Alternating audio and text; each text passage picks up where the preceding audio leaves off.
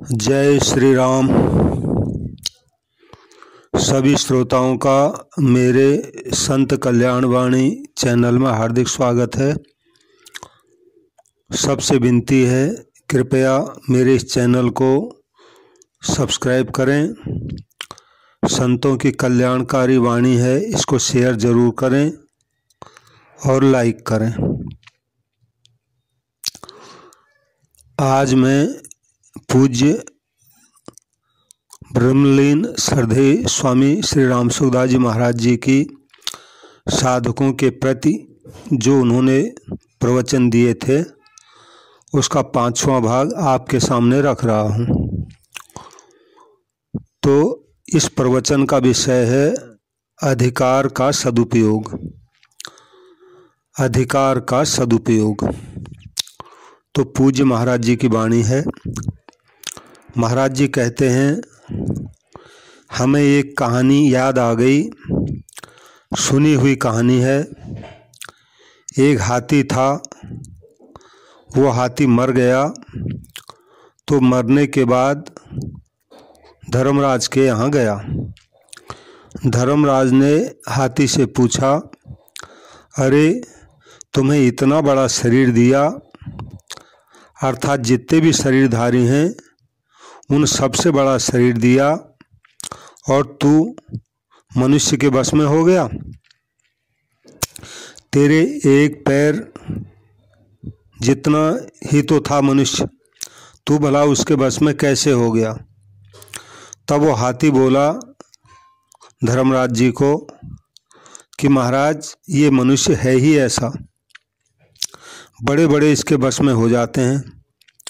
धर्मराज ने कहा, हमारे यहाँ तो अनगिनत लोग आते हैं। हाथी ने उत्तर दिया, महाराज यहाँ सभी मुर्दे आते हैं, मुर्दे। यदि कोई जीता मनुष्य आए तो आपको पता लगे कि ये कैसा है।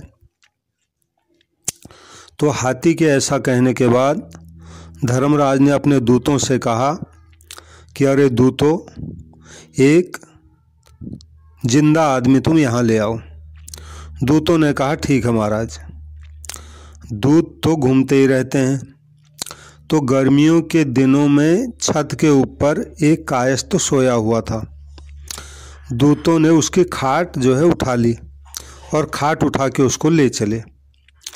अब जब उसकी नींद खुली तो वह आश्चर्य में पड़ गया कि ये खाट मेरी कहाँ जा रही है, क्या बात है।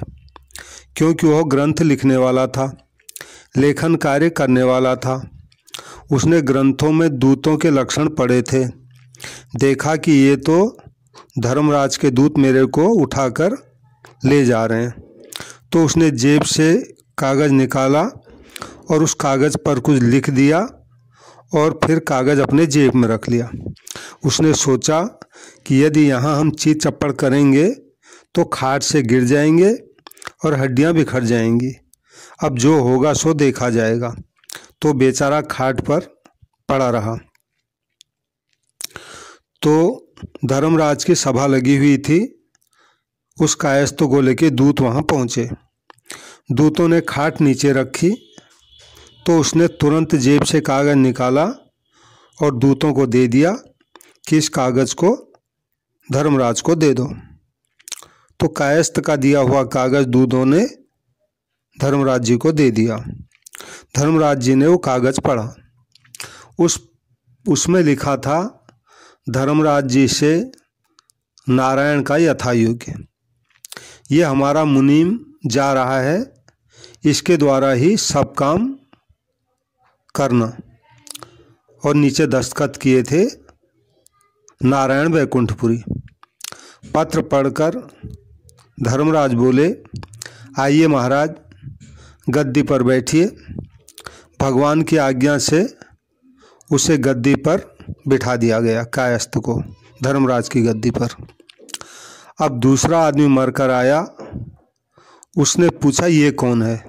कायस्थ जो अब धर्मराज बना हुआ है। तो दूतों ने कहा, महाराज ये डांका डालने वाला है, इसने बहुत लोगों की हत्या की है, बहुतों को लूट लिया है, इसको क्या दंड दिया जाए।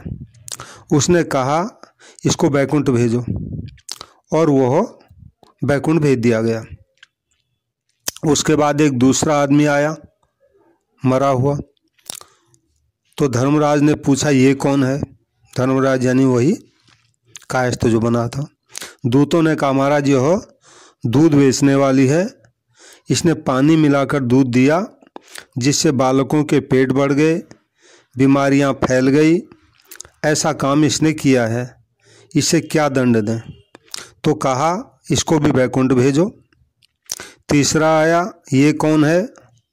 बोले महाराज इसने झूठी गवाही देकर ईमानदार लोगों को फंसा दिया, जेल में बंद करा दिया, क्या किया जाए? धर्मराज बोले क्या पूछते हो? बैकुंठ भेजो, भगवान के दरबार में भेजो। अब वहाँ जो भी आए, व्यभिचारी आए, झूठा आए, हिंसा करने वाला आए, पापी आए, अभक्ष्य खाने पीने वाला आदि जो भी कोई आए, उसके लिए महाराज जी की एक ही आज्ञा है, बैकुंठ भेजो, बैकुंठ भेजो। अब जो असली धर्मराज थे वो क्या करें? गद्दी का मालिक कह रहा है सो ठीक है। अब बैकुंठ में कतार लग गई, बहुत जाने लगे रोज रोज। भगवान ने सोचा इतने लोग यहाँ कैसे आ रहे हैं, कहीं मृत्यु लोक में कोई महात्मा तो प्रकट नहीं हो गए? क्या बात है जो सभी लोगों को बैकुंठ में भेज रहे हैं? ये सब कहाँ से आ रहे हैं? देखा कि ये सब तो यमपुरी से आ रहे हैं। तो क्या बात है? पता नहीं क्या बात है, आ तो रहे हैं। भगवान धर्मराज के यहाँ स्वयं पहुँच गए यमपुरी में। भगवान को देख करके वहाँ सब खड़े हो गए, धर्मराज भी खड़े हो गए और वो भी खड़ा हो गया। धर्मराज से पूछा भगवान ने, धर्मराज आपने सबको बैकुंठ भेज दिया, क्या इतने लोग धर्मात्मा पुण्यात्मा हो गए क्या? धर्मराज ने कहा महाराज मेरा काम नहीं है, आपने जो नया मुनिम भेजा है ये उसी का काम है भगवान। उससे पूछा भगवान ने तुझे किसने भेजा है यहाँ? तो वो बोला महाराज आपने भेजा है। भगवान बोले हमने कैसे भेजा?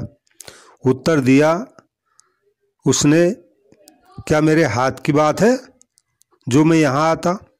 आपने ही तो भेजा है। आपकी इच्छा के बिना भला कोई काम होता है क्या?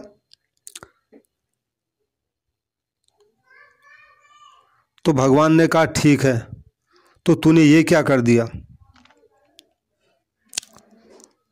कायस्थ बोला क्या किया महाराज, क्या किया मैंने?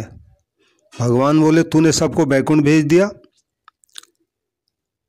कायस्थ बोला यदि बैकुंठ भेजना खराब काम है तो जितने संत महात्मा हैं उन सबको दंड दिया जाए। यदि ये खराब काम नहीं है तो मैंने कौन सा खराब काम किया? अच्छा काम है तो उलाहना किस बात का?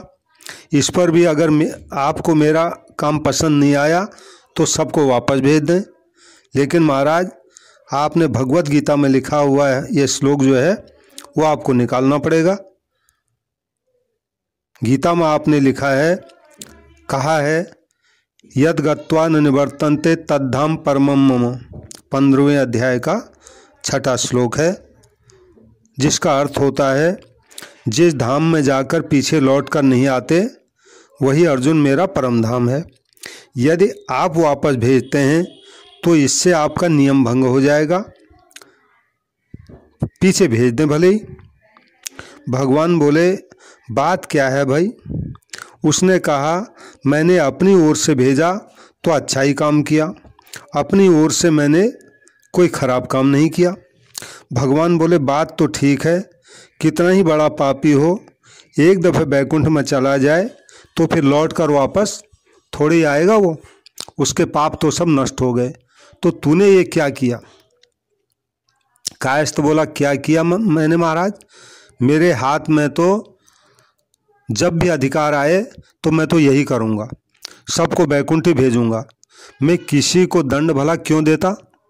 ये तो मैं जानता हूँ कि ये थोड़ी देर के लिए मुझे गद्दी मिली है, मुझे गद्दी मिले, मेरा बस चले, मैं तो अच्छा ही काम करूँगा।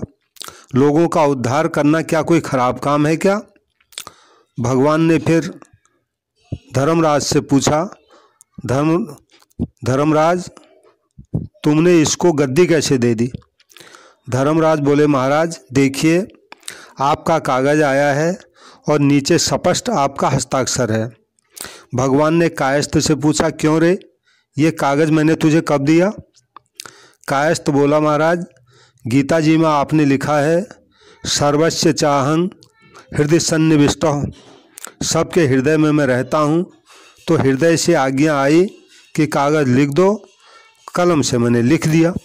आखिर आज्ञा तो आपकी हुई, इसलिए कलम मेरी, दस्तखत आपका ही है, कागज आपका ही है, स्पष्ट बात है। यदि आप इसको मेरा मानते हैं तो गीता जी में जो 15वें अध्याय का 15वां श्लोक है, सर्वस्य चाहं हृदय सन्निविष्टः करके, ये वाणी आपकी है, इसको आप निकाल दीजिए वहाँ से। भगवान बोले, ठीक है, ठीक। धर्मराज से पूछा, अरे धर्मराज क्या बात है, ये यहाँ कैसे आया? धर्मराज बोले, महाराज कैसे क्या आया, आपका पत्र ले आया। तब दूतों से पूछा गया कि ये बात आखिर कैसे हुई, ये कैसे आया यहाँ? दूतों ने कहा, साहब आप ही ने कहा था कि एक जीवित आदमी लाना। अरे तो क्या यह वही जीवित आदमी है? पहले इसका परिचय तो कराते। दूतों ने कहा, महाराज हम क्या परिचय कराते, आपने तो कागज लिया और इसको गद्दी पर बैठा दिया।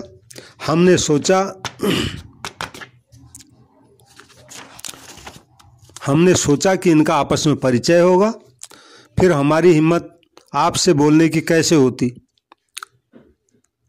इसमें हम बोले भी कैसे। पास में हाथी खड़ा था, वो बोला, जयराम जी की महाराज आपने कहा था कि तू इतना बड़ा होकर भी इस मनुष्य के बस में कैसे हो गया? महाराज मैं क्या बस में हो गया, बस में तो स्वयं आप भी हो गए। भगवान ये काले माथे वाला आदमी बड़ा विचित्र है महाराज, यह चाहे तो बड़ी उथल पुथल कर दे। तब भगवान ने कहा, अच्छा जो हुआ सो हुआ, अब तू नीचे चला जा। उसने कहा, महाराज जिसको प्राप्त होकर लौट कर वापस नहीं आते, तो आप ही बताइए मैं आपको प्राप्त हुआ कि नहीं?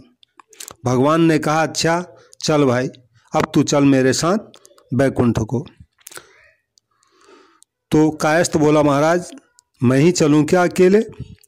हाथी पीछे रहेगा बेचारा, इसकी कृपा से ही तो मैं आया, तो इसको भी साथ में ले लो। हाथी बोला, मेरे बहुत भाई बैठे हैं यहीं नरकों में, सबको ले चलो। तो चलो भाई, सबको ले चलो। इस तरह उसने सबका उद्धार कर दिया।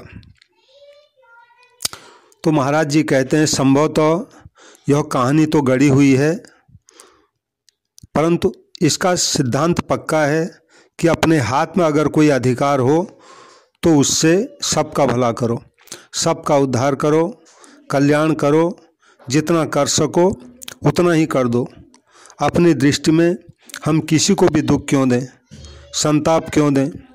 अपने मन को शुद्ध करो, निर्मल करो, बालकों को पढ़ाओ, भाव उनके उद्धार का ही रहे।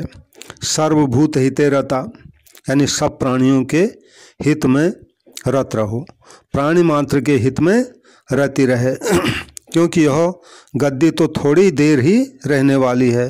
जैसे कायस्थ ने कहा था कि गद्दी तो थोड़ी देर रहने वाली है, ऐसे ही मैंने आप लोगों से कहा है कि हम तो प्रतिदिन मौत की ओर जा रहे हैं, इसलिए हमारे पास जो अधिकार है, पद है, वो थोड़े ही दिन का है, सदा रहने वाला नहीं है। पदार्थों और व्यक्तियों को रखना चाहेंगे और वे चले जाएंगे तो मन में बड़ा परिताप यानी दुख होगा। मन के भीतर केवल इनकी सेवा करने का भाव रखें। ये लोग रहें तो अच्छी बात, जाएं तो परवाह नहीं। यदि ऐसा भाव हम शरीर के साथ भी रखें तो हमें महान सुखों की प्राप्ति हो जाएगी। जैसे किसी का 1-2 रुपया भी कहीं खो जाए तो रुपया खो जाने से उसे बड़ी चिंता होती है।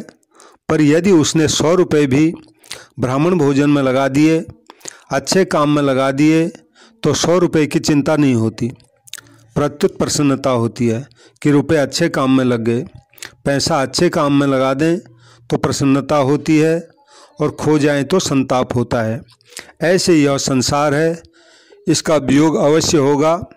यदि आप स्वयं इस संसार का भीतर से त्याग करके सबके साथ अच्छे से अच्छा बर्ताव करें, उत्तम से उत्तम कार्य में पदार्थों को लगाएं, तो बड़ी शांति होगी, आनंद मिलेगा। नहीं लगाएंगे तो कोई भी रहने वाले है नहीं। कोई रहने वाला हो तो सोचो कि भाई यह तो रहने वाला है, इसलिए इसे हम रख लेंगे, पर यह तो रहने वाला है ही नहीं। यह ज्ञान सबको है, इस बात को हम जानते हैं, पर जानते हुए भी मानते नहीं, यही भूल होती है। सबको जाना पड़ेगा। शरीर इतनी तेजी से जा रहा है कि गर्भवास से लेकर 100 वर्ष की आयु तक हर समय खुला है मौत के लिए। मौत के रिवाज में कोई अंतर नहीं पड़ता। 4-5 वर्ष का एक बालक माँ के पास खेलता था। उसने सुना ठंडी बर्फ, माँ से पैसे लिए दौड़कर ले आया बर्फ। हाथ ठंडा हो गया। वह माँ से बोला, माँ बर्फ ठंडी बहुत है, इसको थोड़ी गर्म कर दे। माँ बोली, गर्म कैसे कर दूँ?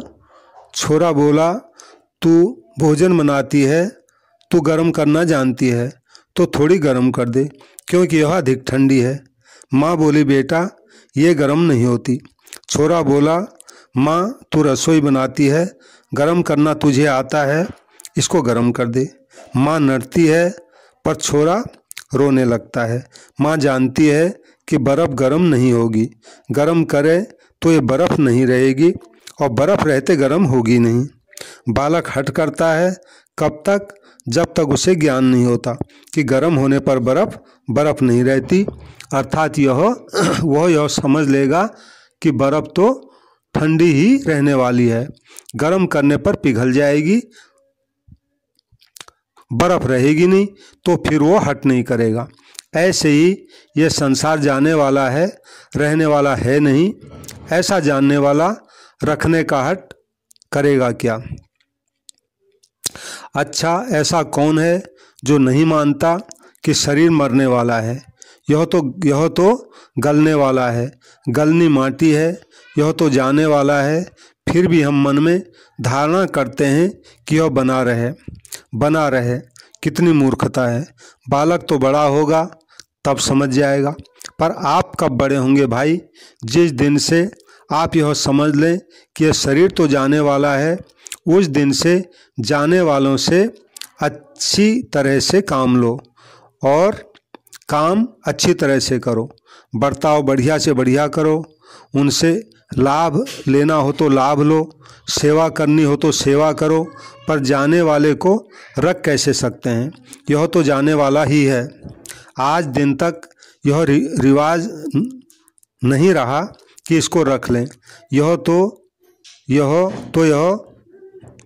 नया रिवाज कैसे होगा?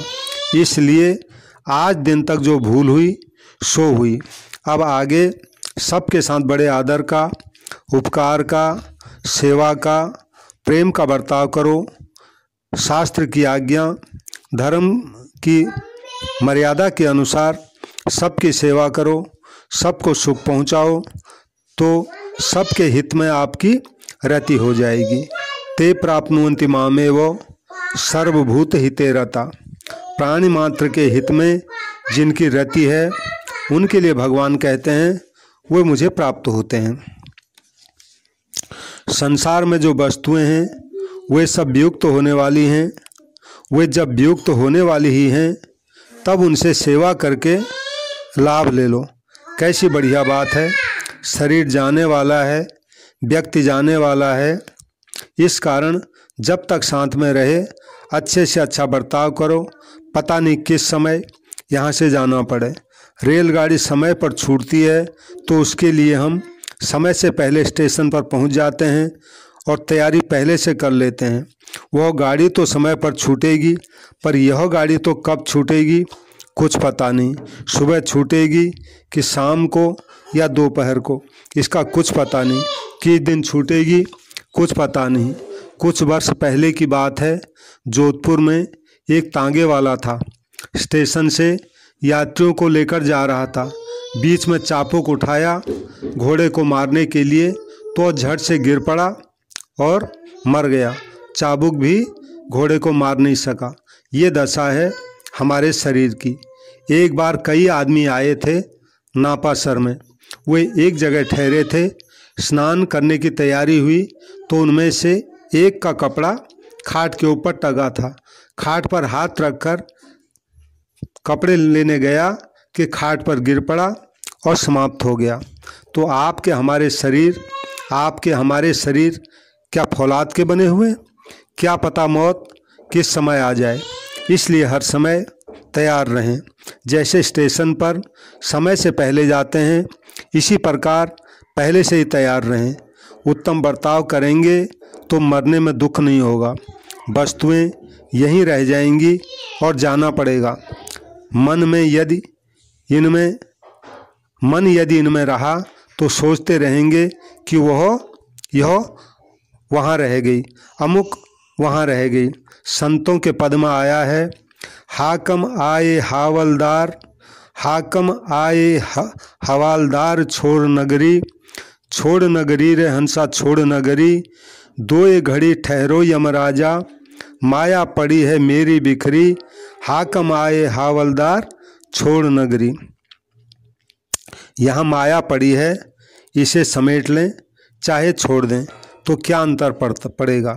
एक जगह पड़ी रहे या अनेक जगह, जाने वाले का तो अब संबंध है ही नहीं।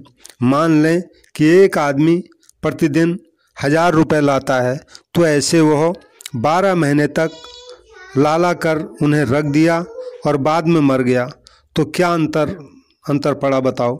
आजकल जो कागज़ के रुपए मिलते हैं, पहले तो वे चांदी के रुपए थे। वह 1000 रुपये लाया तो पुराने हिसाब से वजन में 12.5 सेर ले आया। 1 रुपये की जगह इकट्ठे रख दिए, रुपए एक जगह इकट्ठे रख दिए। ऐसे इस भार को लाला कर एक स्थान पर रखता गया और मर गया, तो क्या अंतर पड़ा? तो अंतर क्या पड़ा? यही न कि उधर से लाकर इधर रख दिया और मर गया। न उधर संबंध था न इधर संबंध था।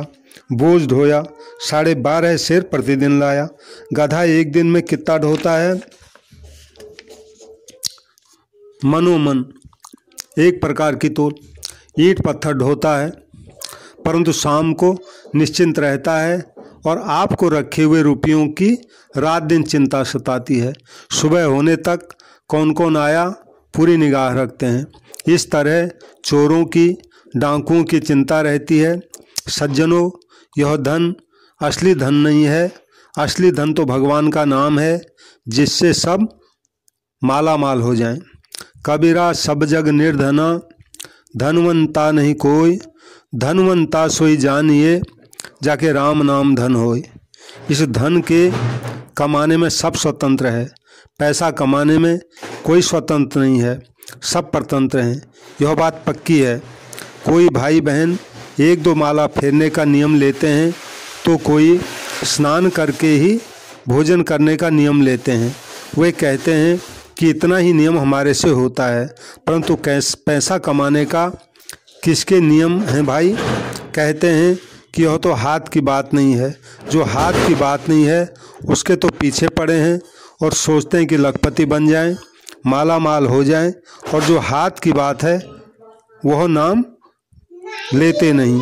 जो साथ में चल सकता है, जो लेते हैं, वह साथ में चलता नहीं।